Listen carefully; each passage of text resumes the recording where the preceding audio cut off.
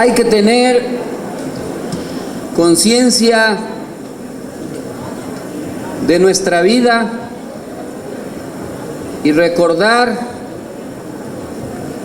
que todo por servir se acaba, como dice el refrán, y acaba por no servir.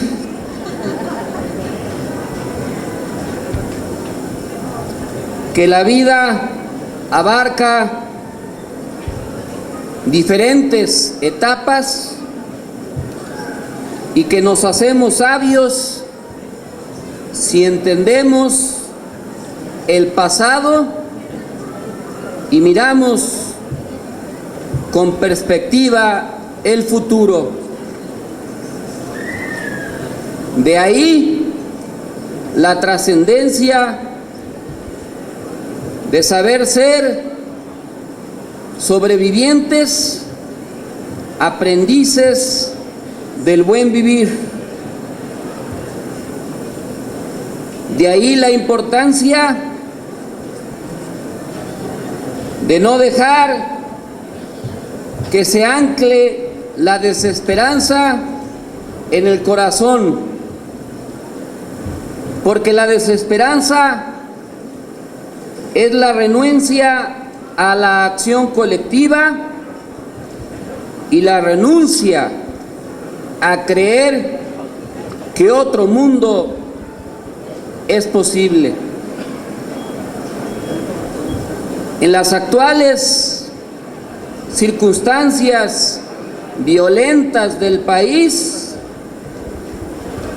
hay que continuar con la travesía cargando el equipaje de ilusiones. El acceso a posiciones de poder que no ocasione que las tareas sencillas y la militancia continua en la base se infravalore. Que la humildad no se precipite al drenaje por las artarjeas del engreimiento soberbio. La fabricación insensata de insidias y de rupturas es el alambique donde se acumulan los líquidos agrios de la amargura. Acostumbrémonos al regalo de la tolerancia y de la inclusión.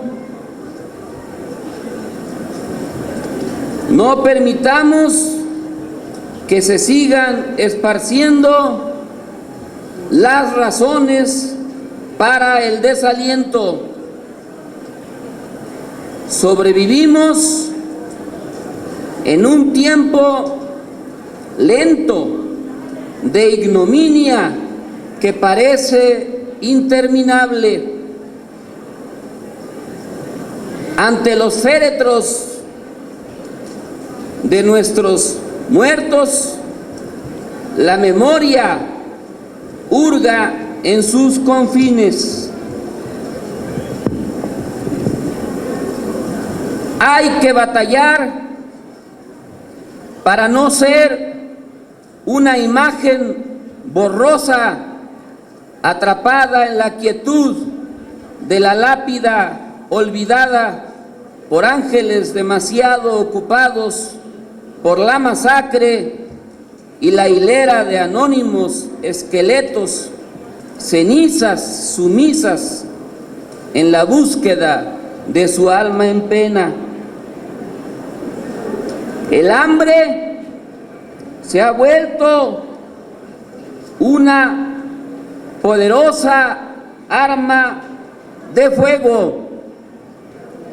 Ha crecido la parte siniestra de la humanidad, la revuelta del odio. Está en auge el inframundo cruento. La política se ha vuelto una ocupación de alto riesgo. Las atrocidades de la narcopolítica, la impunidad, se pasea por los pasillos de las oficinas encargadas de la Procuración de Justicia. Ante esta sociedad dolorida, hay que fortalecer el espíritu, las posibilidades de la regeneración.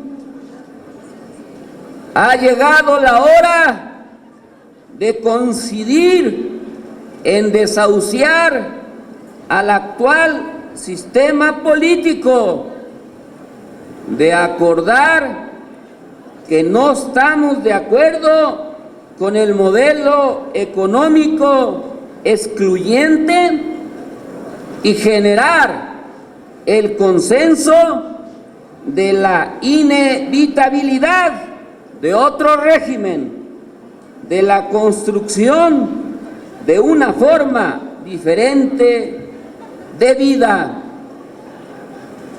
Los sentimientos de la patria pueden hacer nacer un nuevo poder, de la nueva esperanza que se volvió necesaria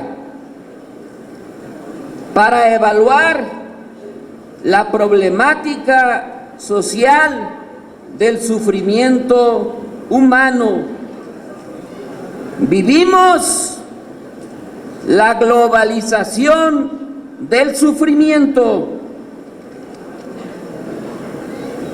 En su vertiente sociológica, en nuestra manera cotidiana de participar en la política, se añaden nuevos temas. Uno de ellos es la miseria humana que agrede y lastima. Debemos resignificar la violencia y preguntarnos qué nos queda por hacer. Aprender a condolerse, no dar treguas al olvido, hacer las paces con la solidaridad, volver a sembrar esperanza. No permitamos que se nos congelen los sentimientos. Hay que seguir apelando a la compasión y a la misericordia. Nuestro horizonte no se pierda en la inmensa e insondable negrura de la crueldad. Dejar de conjugar el verbo derruir y conjugar en lo indicativo o imperativo del modo presente o futuro el verbo construir. Que no seamos desarticulados, que no nos fragmenten a las organizaciones, a los sectores o a las familias. Para desarmarnos, la restauración del presidencialismo autoritario con sujeción multipartidista requiere destruirnos, volvernos pedazos que se confrontan recíprocamente.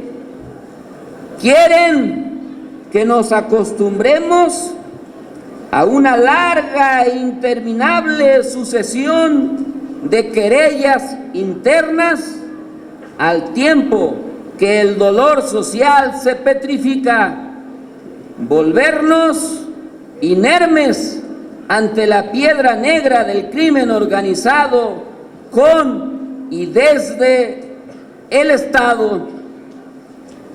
Seamos militantes del pacifismo radical. Hay que dejar de velar por los muertos, nuestros muertos. En cambio, hay que velar por la vida que palpita en nuestro pecho de carne y hueso. Procede la convocatoria a combatir el poder del narcoestado y la necropolítica, honrar a las víctimas, generando una insurgencia cívica organizada que desborde los controles de la actual dominación, vuelva insostenible a la verdad oficial que oscila entre la brutal, testaruda realidad y la obstinada ficción que profundiza la crisis de credibilidad de la maquinaria de mentiras. Invoquemos a la revolución democrática del cambio verdadero. Repito, este lema que ni Obama lo tiene. Invoquemos a la revolución democrática del cambio verdadero, porque en ello se sintetiza la unidad de las fuerzas progresistas, democráticas y de izquierda.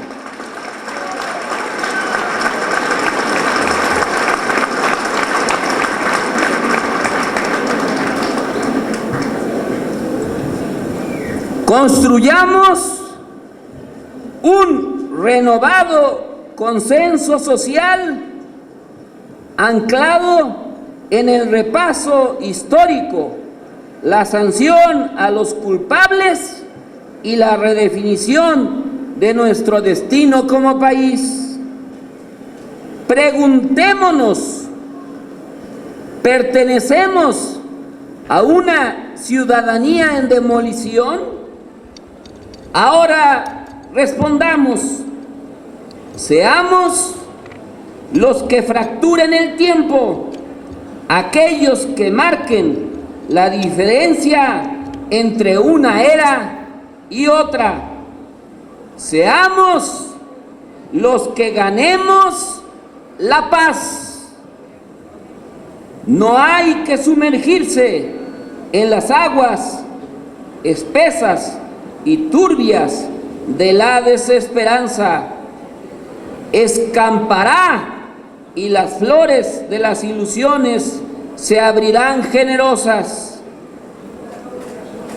El Papa Francisco, en su visita a México, dijo que nadie se sienta víctima de la cultura del descarte. Promovamos la identidad, el bien común, la dignidad, el diálogo, el compromiso solidario y una política auténticamente humana. Ante todo ello, el movimiento nacional es por la nueva esperanza, por el buen vivir. La situación económica y la inseguridad implican una guerra imperial de conquista al servicio del capital corporativo transnacional. En toda esta coyuntura coincidimos felizmente con las críticas que hizo Fernando del Paso cuando le entregaron el premio Cervantes de Literatura, que denunció que México está inmerso en un proceso de decadencia. Pero ante ello es la hora, el tiempo del renacimiento, recuperarse para seguir tenazmente nuestros sueños, renacer para amar y ser amado, construyendo pilares de dignidad. El renacimiento vendrá de nuestra capacidad de resistencia.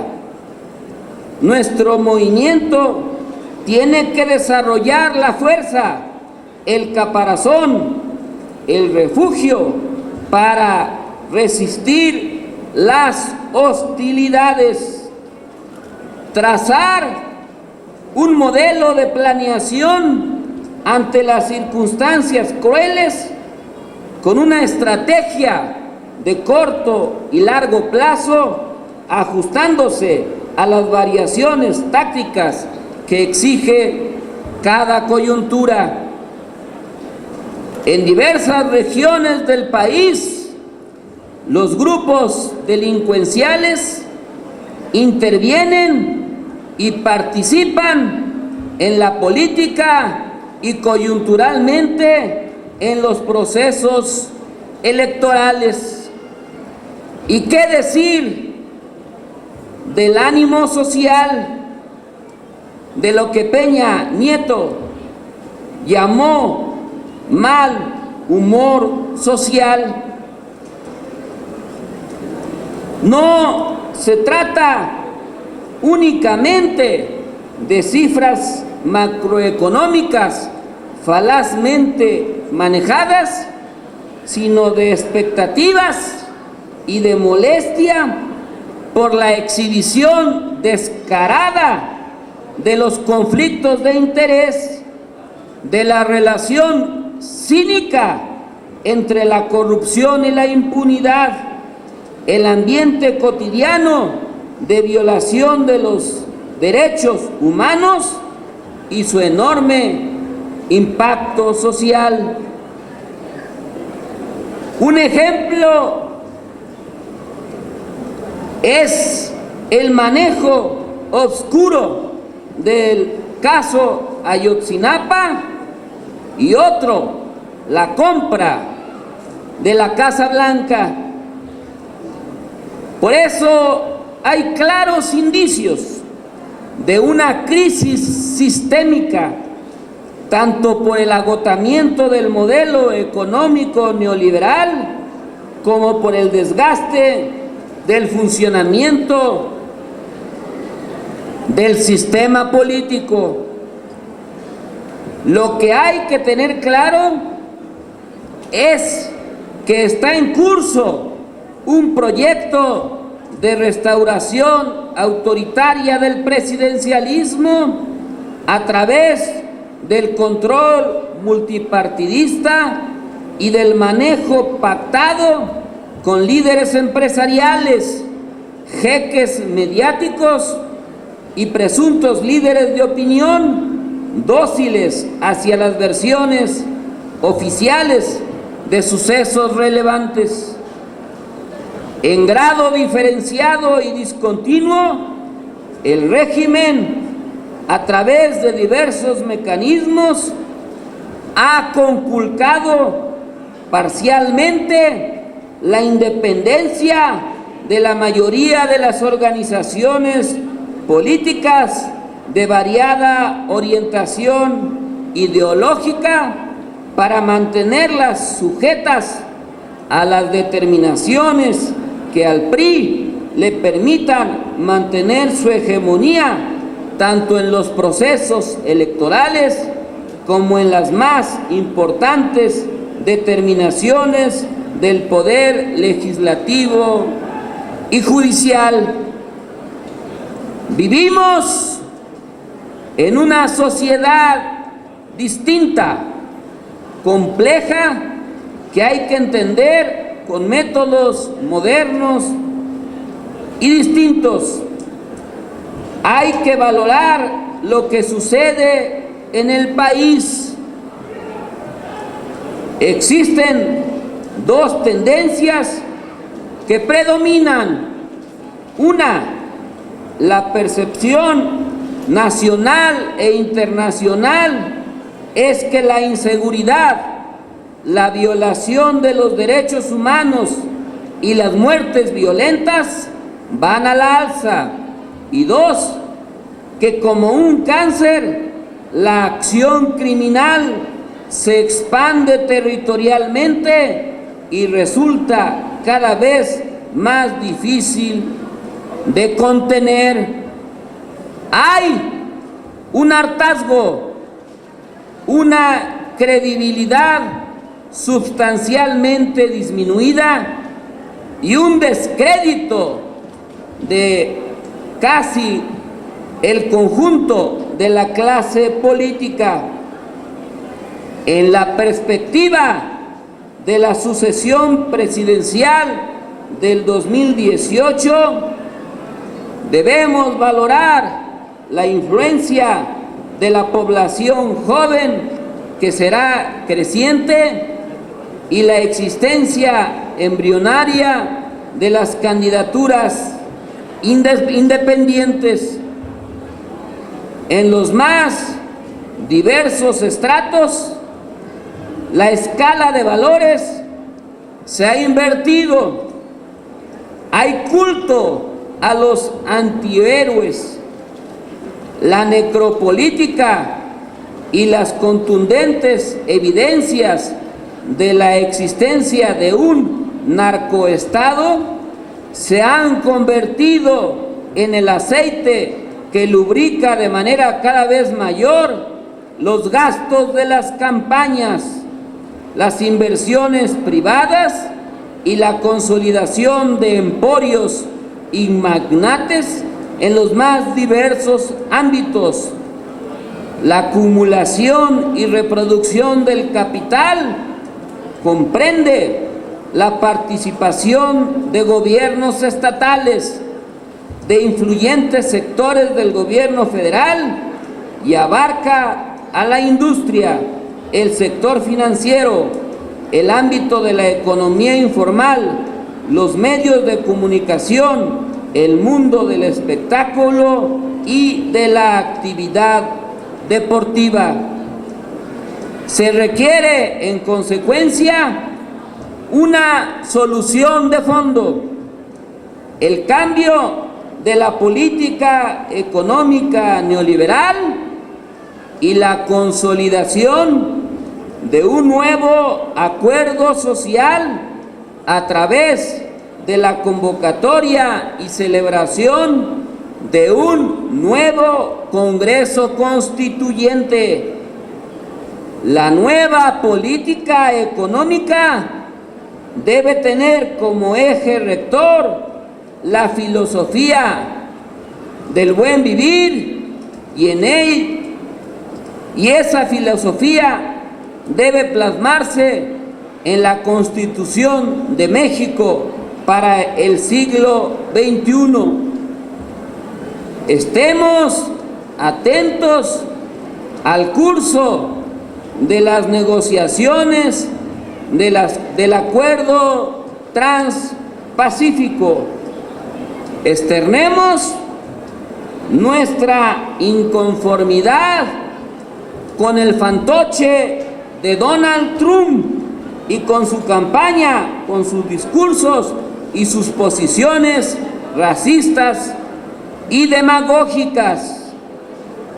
Evaluemos el curso de la reforma energética. Entendamos que la liberación de los precios de las gasolinas y el diésel seguramente implicarán un incremento de los precios a los consumidores, y en el caso de la energía eléctrica la situación será similar.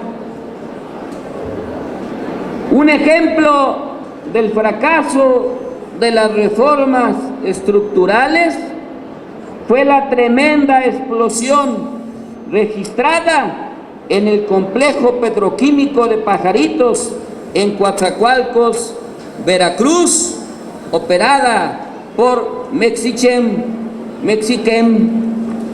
La gravedad de los hechos exige la anulación inmediata del convenio de coinversión y que Pemex vuelva a hacerse cargo de la planta petroquímica de Pajaritos.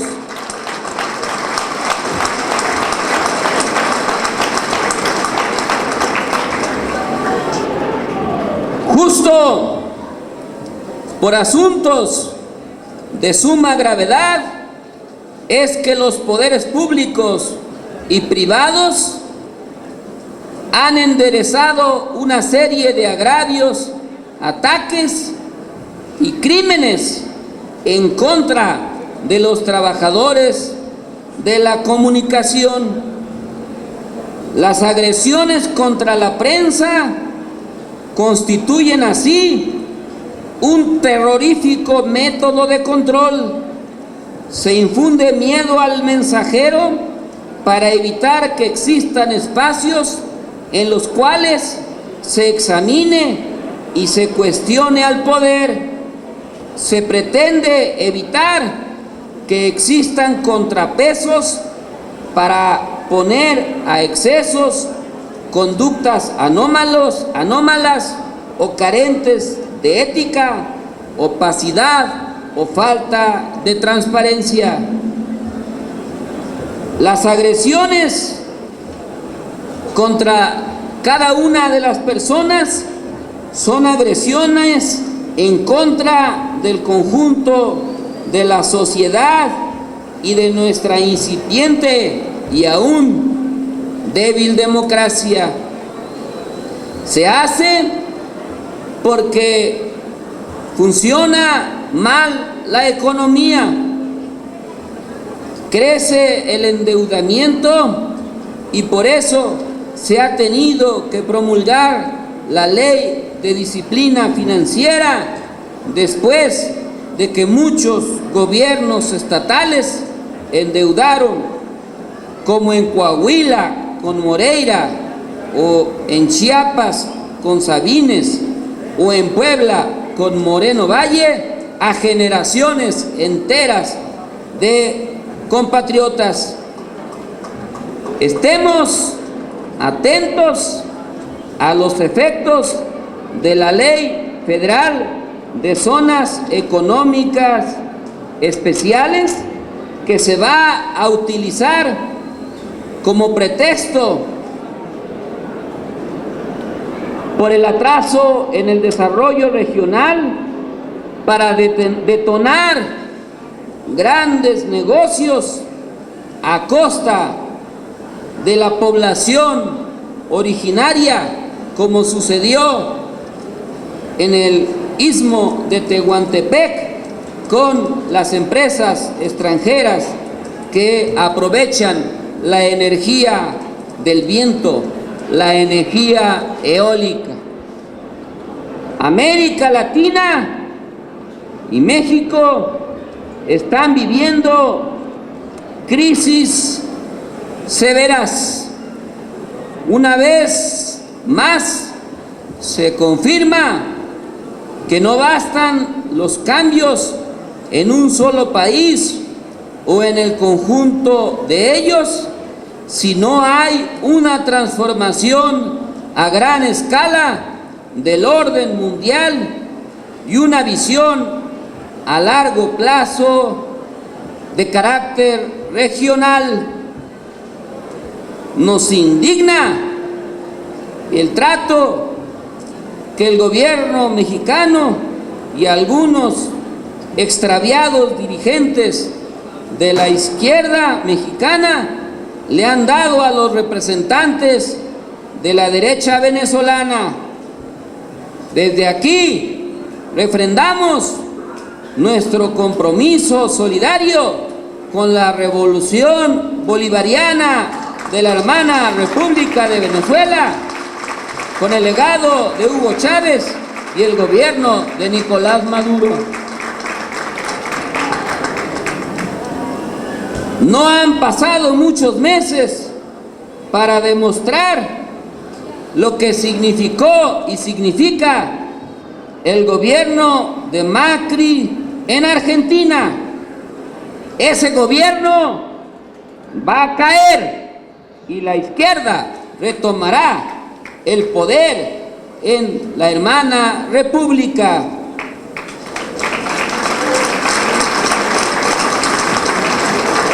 En México,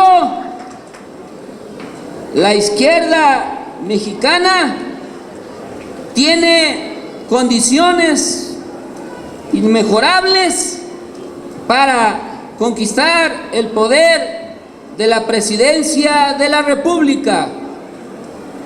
¿Cómo es posible, por ejemplo, que la deuda pública haya llegado a 8.2 billones de pesos, más que los 12 años de Zedillo y Fox?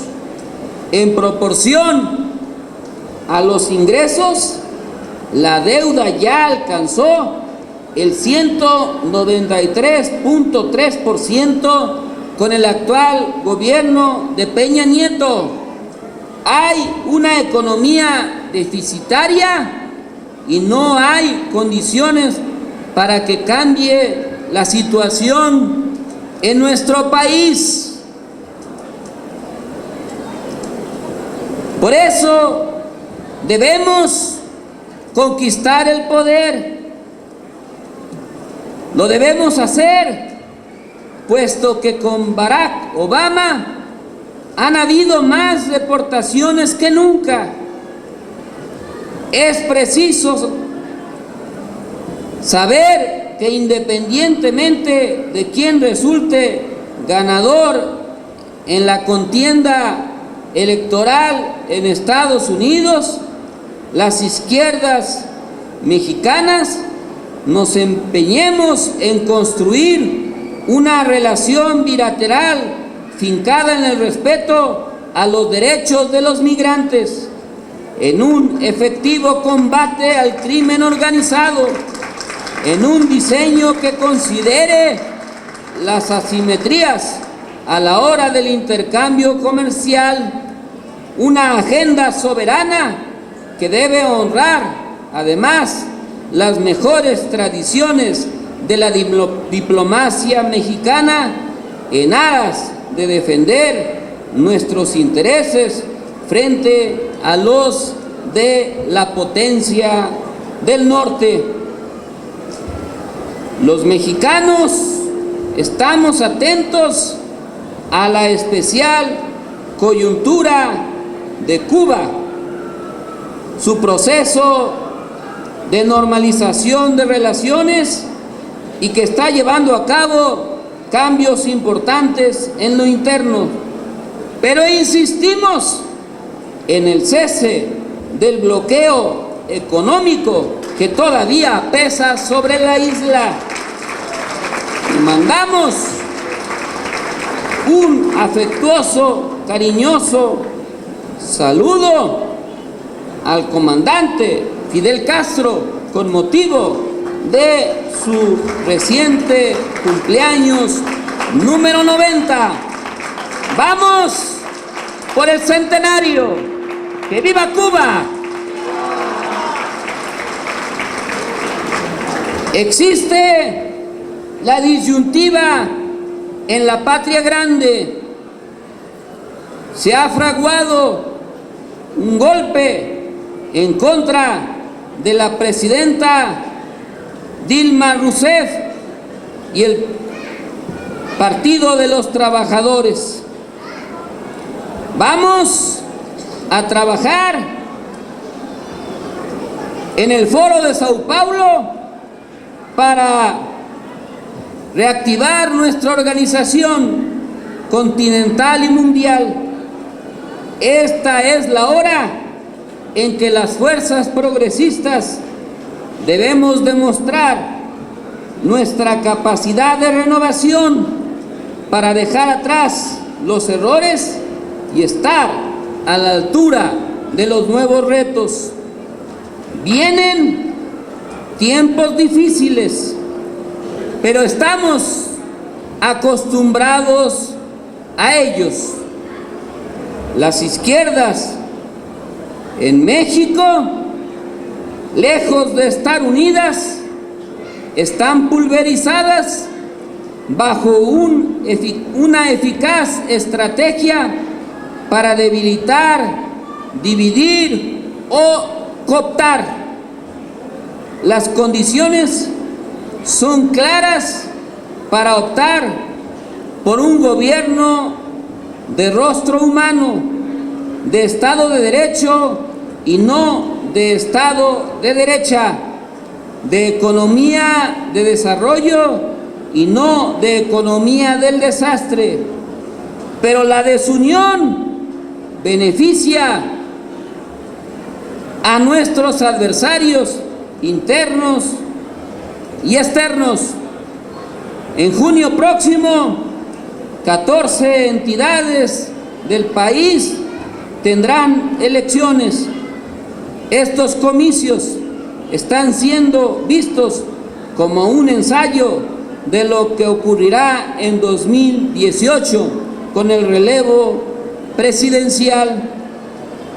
Lo que hasta ahora hemos visto alrededor de los comicios es la profundización de las divisiones en la izquierda y la intervención abierta de la élite en el poder, en la vida de los partidos y la definición de candidatos, incluyendo algunos de los llamados independientes.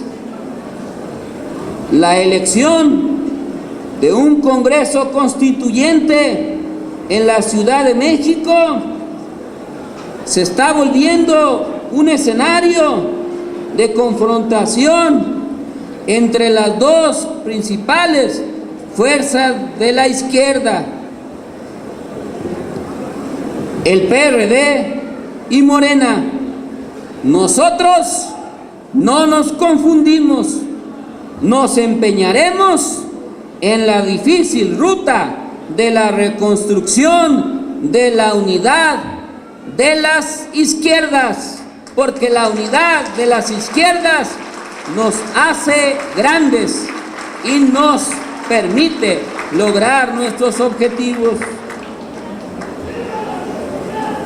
Se están dando una serie de novedades sociales interrelacionadas y no carentes de consecuencias, con un escenario nuevo, global y sin precedentes para las decisiones individuales, lo cual nos pone en un panorama cambiante para los individuos, las instituciones y la política, y es obligado, interesante observar y estudiar este proceso. Evaluemos los cambios que se están dando en la sociedad. Se precisa una serie distinta de habilidades y una forma distinta de organización. Debe haber flexibilidad para cambiar tácticas y corregir estilos, actualizar nuestros métodos de comunicación política, considerando a la disciplina como una cuestión estratégica en la difusión de una nueva alternativa. Es relevante porque está en ciernes un Estado autoritario con ribetes policíacos y militares, y eso se comprueba con la reciente aprobación de la ley reglamentaria del artículo 29 constitucional, que le otorga amplias facultades al Ejecutivo para suspender garantías individuales y decretar el estado de excepción. Pero nuestro discurso no debe dirigirse básicamente a la gente que ya comparte nuestros puntos de vista, sino debe abrirse incluso a quienes se nos oponen. Recordemos que para vencer hay que convencer, estudiar más profusamente el papel político que viene desempeñando la clase media, calibrar una estrategia de comunicación del Movimiento Nacional por la Esperanza. Debemos recordar que su principal equipo dirigente fue sujeto a un linchamiento mediático desde marzo del 2004, linchamiento que no se ha detenido. Entendamos qué significa ese linchamiento y que se utiliza contra líderes, contra gobiernos democráticos, contra movimientos como el que se hace ahora en contra del movimiento magisterial democrático encabezado por la CENTE. Es nuestro deber evaluar y discutir esta cuestión, porque se nos ha querido marcar indeleblemente con un estigma.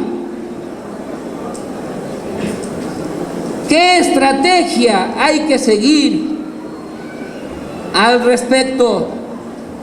Nuestro lineamiento estratégico es construir un paradigma, el de la nueva esperanza por el buen vivir. Ante el linchamiento mediático, articulemos una enorme y bien organizada estructura voluntaria, integrada por cientos de miles de mensajeras y mensajeros de la nueva esperanza por el buen vivir. Mensajeras y mensajeros no para conflictuarse con el resto de la izquierda, los gobiernos democráticos de cualquier nivel, ni con los liderazgos ciudadanos independientes.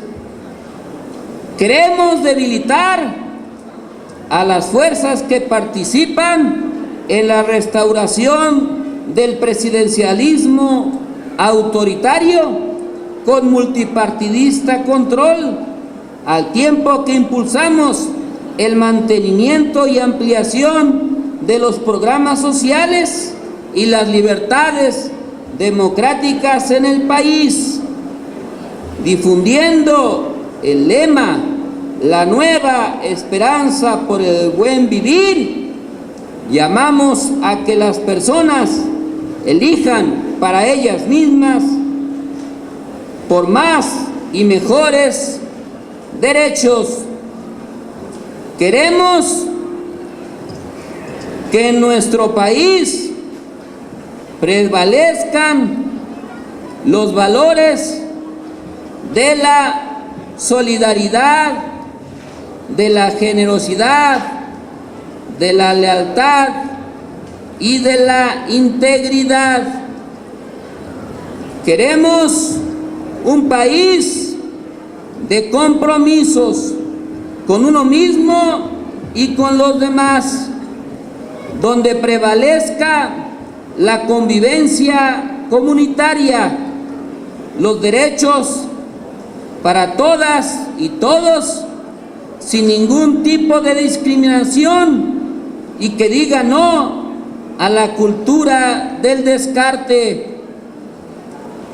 Es el tiempo de ganar la paz y de restaurar el tejido social. Para ello, entre otras cuestiones, logremos en la ley la obligación del Estado de entregar a todas las niñas y jóvenes gratuitamente una computadora portátil con acceso gratuito a Internet. Eso es totalmente factible y democratizará la información, mejorará la educación, hará más poderosos a los jóvenes y a los niños a través de la comunicación horizontal, que significa el avance de las tecnologías, de la información y de la comunicación. En todo el territorio nacional desarrollemos una red pública, no de guarderías, porque los niños no son para guardarse, sino una red pública de centros de desarrollo infantil, en donde de forma gratuita y pública se habiliten, incluso en las mismas escuelas que existen ahora y en otras nuevas, instalaciones para los niños lactantes en edad maternal y preescolar, con materiales didácticos y libros de texto gratuito. La infancia es destino, el destino de los jóvenes es ser becarios y prosperar, y no el suicidio o ser sicarios del crimen organizado.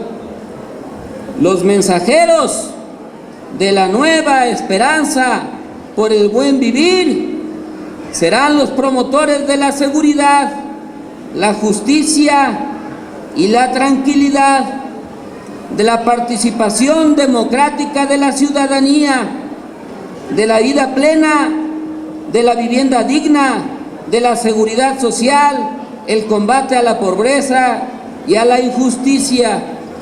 Los mensajeros de la nueva esperanza promoverán la cultura, la recreación, el deporte, la sana alimentación, la salud, los derechos de la madre tierra y del medio ambiente, los derechos de la familia, el acceso a la información y una buena imagen urbana. Con respecto a este último tema de una buena imagen urbana, les propongo que después de las elecciones del próximo 5 de junio consigamos por todo el país miles y miles de litros de pintura blanca para pintar fachadas de ese color, simbolizando con ello nuestros anhelos de paz, pero también denunciando la corrupción. Que el lema sea democracia ya, Casa Blanca para todos.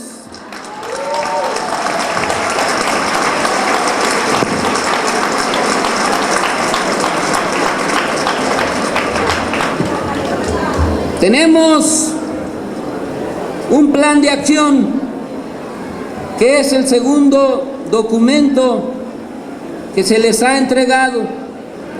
El primero, aún con lo extenso de mi intervención, es tan solo un resumen, lo que acabo de pronunciar, pero en las mesas de trabajo con los equipos políticos, analicemos ese documento, estudiemos su contenido, evaluémoslo en las diversas regiones, en las zonas en donde hacemos nuestro trabajo político.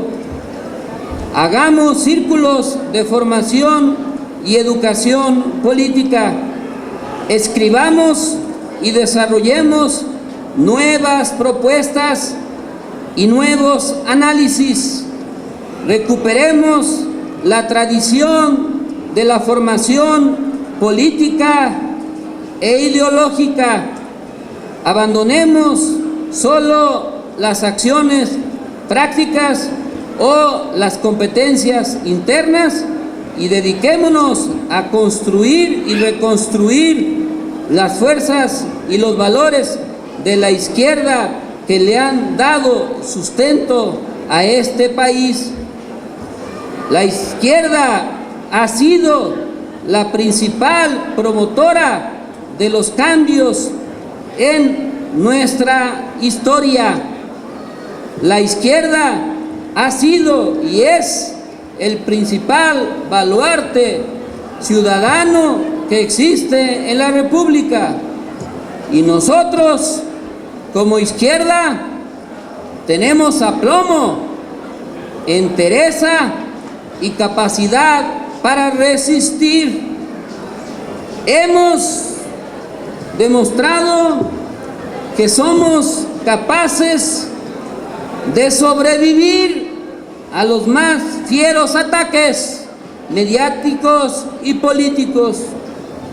Por eso nos inspiramos en las palabras generosas de Mercedes Sosa, que alude a la capacidad de resistencia, que somos como la cigarra cuando ella dice, parafraseándola, tantas veces me mataron, tantas veces me morí, sin embargo estoy aquí resucitando. Gracias doy a la desgracia y a la mano con puñal, porque me mató tan mal que seguí luchando, cantando al sol como la cigarra.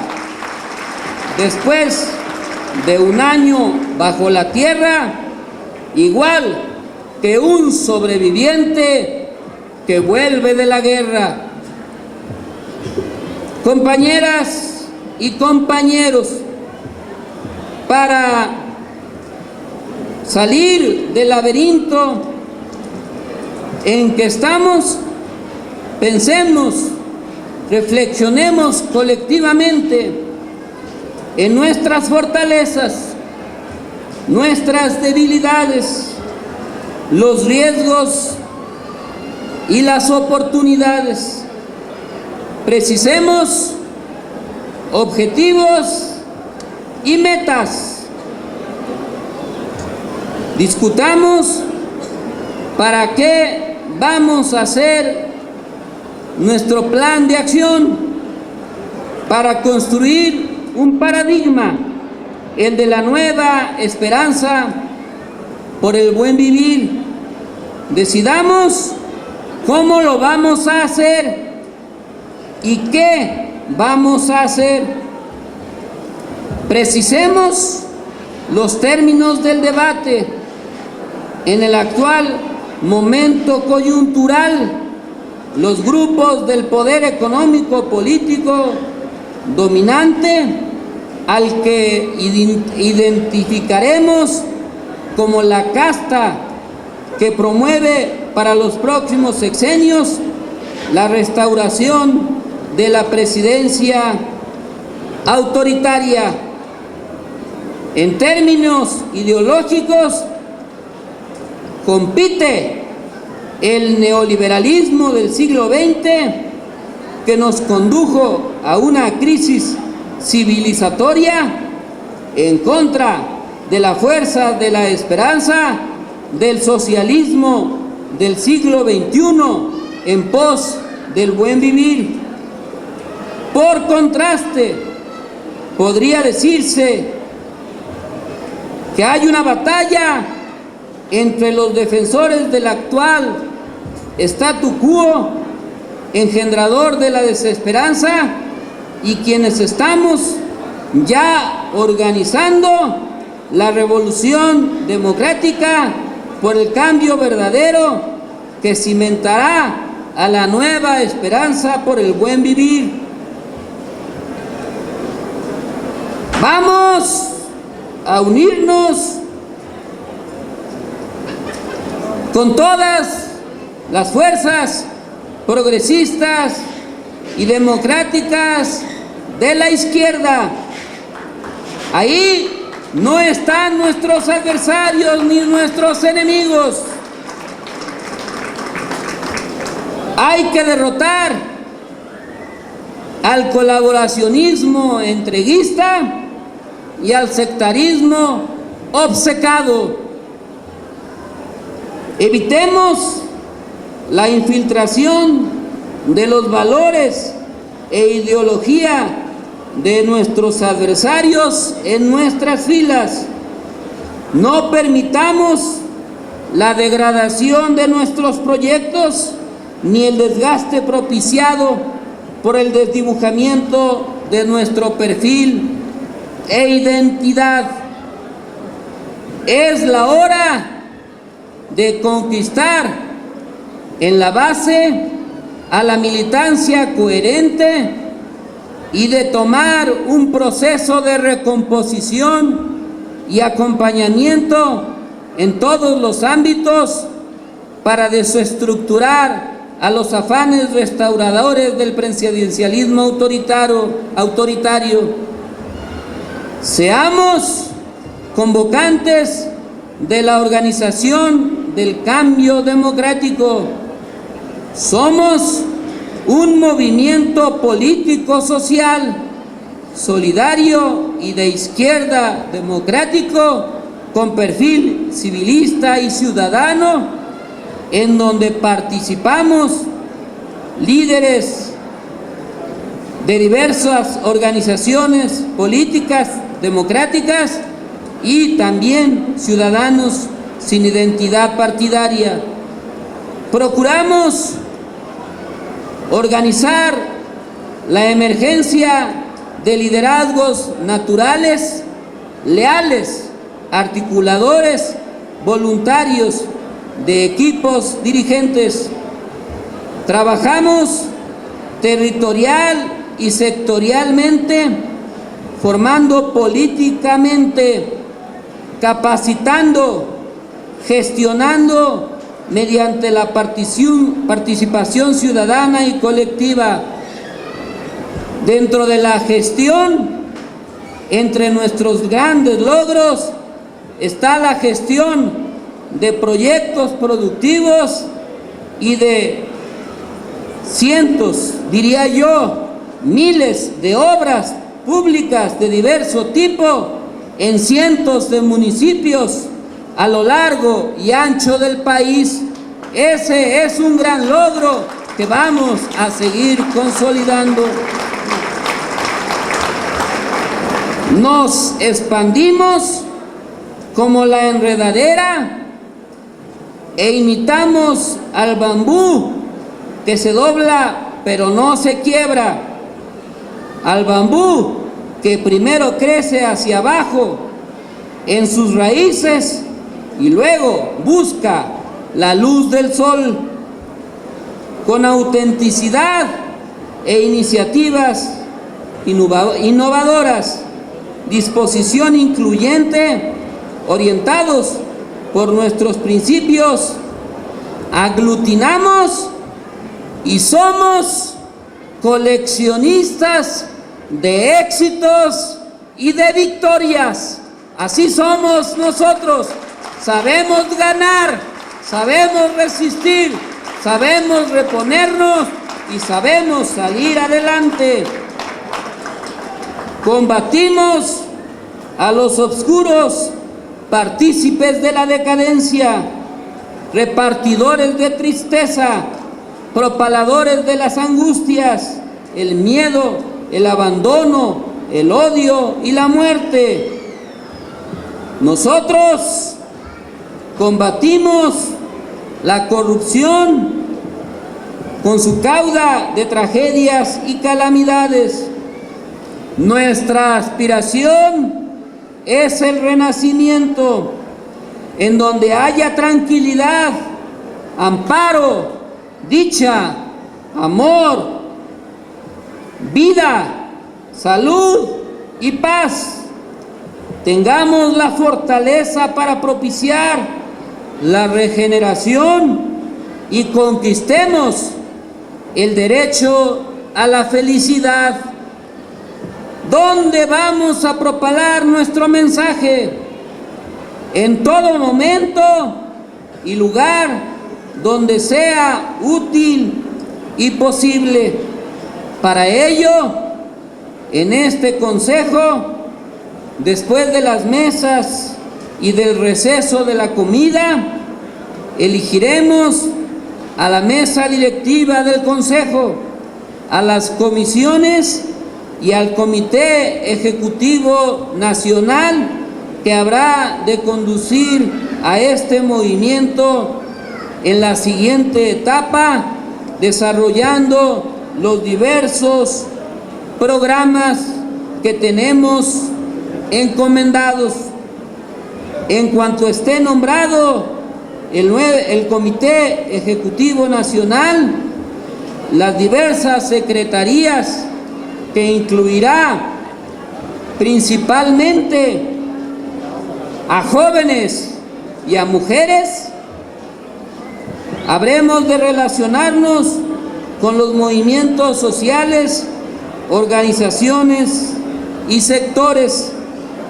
Promoveremos y programaremos encuentros regionales y nacionales, y vamos a desarrollar un programa de asambleas constitutivas del Movimiento Nacional por la Esperanza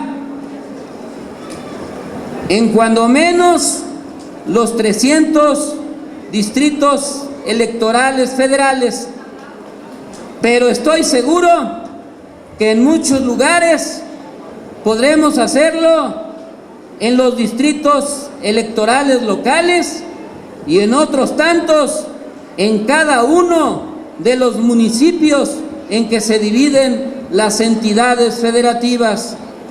Vamos a detonar un movimiento organizativo que se extienda a lo largo y ancho del país.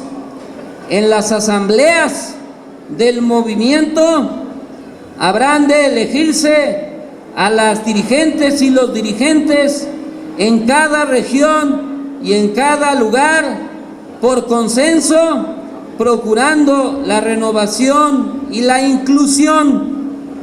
Seremos cientos de miles de nuevas y nuevos dirigentes que con los experimentados nos reuniremos para desarrollar y articular la fuerza de la esperanza. Vamos a poner el acento en que la mayor cantidad de representaciones recaiga en las mujeres, porque las mujeres son lo mejor que tiene la sociedad, son el alma de nuestro movimiento y son garantía para el desarrollo y crecimiento del mismo.